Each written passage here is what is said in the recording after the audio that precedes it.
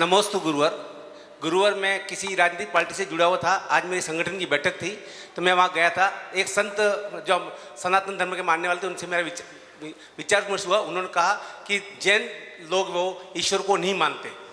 मैंने कहा कि ईश्वर को नहीं मानते ऐसा कैसा? उन्होंने कहा कि नहीं, आप तो भगवान को मानते हैं, आपके अनंत तो सिद्ध दो ही भगवान है, बाकी कोई भगवान नहीं है। और हमारे सनातन धर्म में सभी ईश्वर को भगवान को मानते हैं। मेरा इस शंका का समाधान करें। नमोस्तु गुरुवर। बहुत अच्छा प्रश्न है, प्रश्न की अनुमोदना होगी। एक स्वामी अग्निवेश जी हैं, अगर ये बात वहाँ तक पहुँचे तो बहुत अच्छी बात है।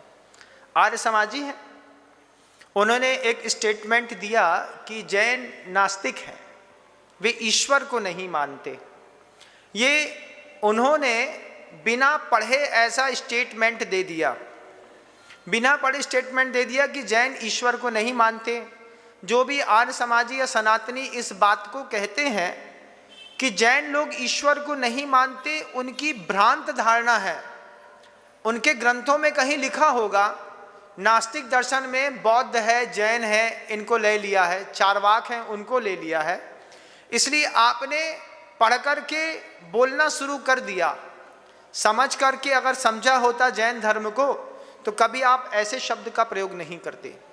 हम ईश्वर को जितनी श्रद्धा के साथ मानते हैं, ईश्वर को नहीं मानते तो क्या हम इतने बड़े बड़े मंदिर बनाते, इतनी बड़ी बड़ी प्रतिमाएं रखते, प्रतिदिन मंदिर जाते, पूजा करते? ईश्वर को मानते हैं तब तो मंदिर बनाते हैं, ईश्वर को मानते हैं तो मंदिर जमाते हैं, भगवान विराजमान करते हैं, पूजा करते हैं, प्रभावना करते हैं। फिर जैन क्या नहीं करते? जैन ईश्वर के कर्तृत्ववाद को नहीं मानते। दुनिया में जो भी होता है प्रभु की मर्जी से होता है, इस बात को जैन नकारता है। ईश्वर इस दुनिया का कर्ता नहीं है। सनातन आर्य समाजी ईश्वर को कर्ता मानते हैं, जैन ईश्वर तो मानता है लेकिन ईश्वर को कर्ता नहीं मानता। फिर इन्हीं लोगों में, सनातनियों में और आर्य समाजियों में इस प्रकार के दो कंट्रोवर्सी चलती है। बुरा हो गया तो क्या बोलते हैं, तुमने कर्म किए थे भोगो। अब जब बुरा हो गया तो हमने किया, और अच्छा हो गया तो स्वामी की साईं की कृपा थी, उनकी कृपा से हो रहा है। तो दो कर्ता नहीं हो सकते किसी भी धर्म में, एक कर्ता होगा। या तो आपका ईश्वर करता है या कर्म करता है। लेकिन अगर आप दो करता है तो फिर आपके दर्शन में दोष पैदा होता है। जैन दर्शन में ईश्वर करता नहीं है। जैन दर्शन में स्वयं कृतम कर्म यदात मना पुरा फलम तदीयम लभते शुभाशुभम। शुभ और अशुभ कर्म जो भी हमारे जीवन में आते हैं उदय में, उसका कर्ता मनुष्य की आत्मा स्वयं होती है। तो पहला तो ये कंसेप्ट कि कर्तृत्ववाद को जैन दर्शन नहीं मानता। दूसरी बात, हम गिने चुने ईश्वर को नहीं मानते, ये बात भी ध्यान रखिएगा। जहां तक ये वीडियो जाए बहुत अच्छी बात होगी। गिने चुने ईश्वर हैं आपके यहाँ, मान लीजिए 2, 4, 6, 10, 50 ईश्वर की आपने स्थापना की है। अब आपके यहाँ कोई नया भगवान नहीं बन सकता, लेकिन जैन दर्शन कहता है कि हर व्यक्ति में भगवान बनने की सामर्थ्य है। भगवान के द्वारा उपदिष्ट धर्म का पालन करके आप भी भगवान बन सकते हैं। इतना ऊंचा आदर्श है जैन समाज का। भक्त हमेशा भक्त रहेगा, भगवान हमेशा भगवान रहेगा, तो भक्त कभी भगवान नहीं बन पाएगा। भगवान नहीं बन पाएगा तो संसार से उसका अलग होना ही नहीं होगा, गति में घूमता रहेगा। लेकिन इस घूमने के चक्र को जैन समाज ने तोड़ा, जैन दर्शन ने तोड़ा, जहाँ पर कहा सम्यक दर्शन ज्ञान चारित्राणी मोक्ष मार्ग, और अंतिम सूत्र में कहते हैं सर्व कर्म विप्रमोक्षो मोक्ष।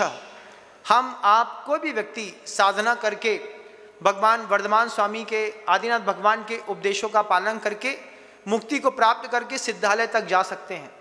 लेकिन सनातनी परंपरा में किसी को निर्वाण नहीं होता। आप समाधि ले सकते हैं, बैकुंठ जा सकते हैं, बैकुंठ स्वर्ग को कहते हैं।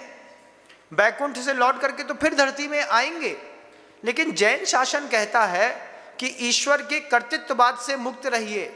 फिर दूसरा, गिने चुने ईश्वर की कल्पना से मुक्त रहिए।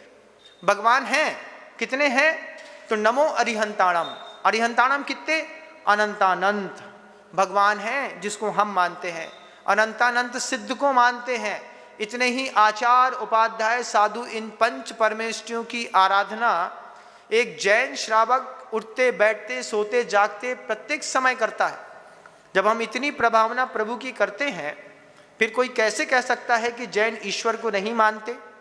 ईश्वर को मानते हैं, ईश्वर के कर्तृत्ववाद को नहीं मानते, और साथ ही साथ एक ईश्वर को नहीं मानते। हम ये मानते हैं कि हर व्यक्ति में ईश्वर बनने की क्षमता है, वह स्वयं अपने ऊपर पुरुषार्थ करके ईश्वर बन सकता है।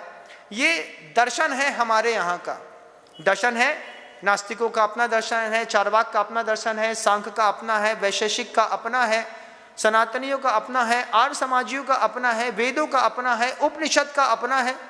किसी की किसी से टकराहट नहीं है, लेकिन अपने धर्म को श्रेष्ठ बताने के लिए अगर आप किसी धर्म का मिथ्यावाद प्रचार करते हैं, इससे भी आपकी वाणी दूषित होती है। मैं कहना चाहूँगा उन लोगों से जो लोग ये कहते हैं कि जैन ईश्वर को नहीं मानते हैं, उनको एक बार जैन मीमांसा मूक माटी मीमांसा का मानस तरंग जरूर पढ़ना चाहिए।